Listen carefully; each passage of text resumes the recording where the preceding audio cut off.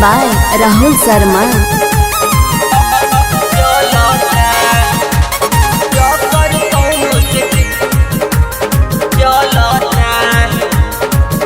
phone लिया भाई हलू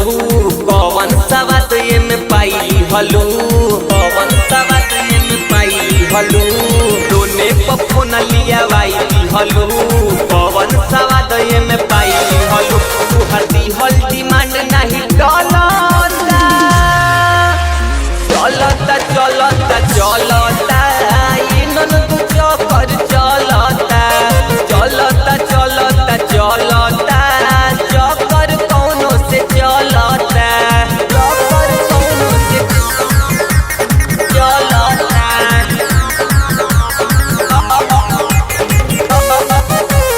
चक्कर कौनो से चलता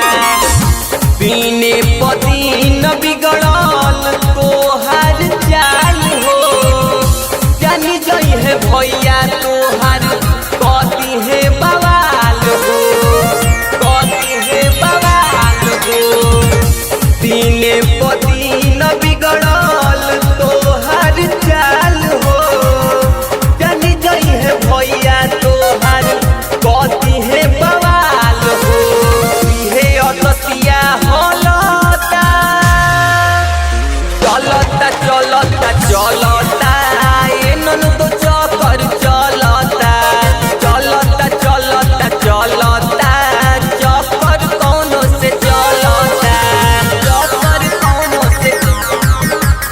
चलता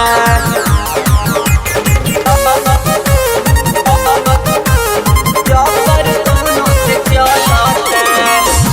पके ट्यूशन तू तो आवेलू देर से राहुल मनोज बोली बोले ले फेर से बोले ले फेर से पके ट्यूशन तू तो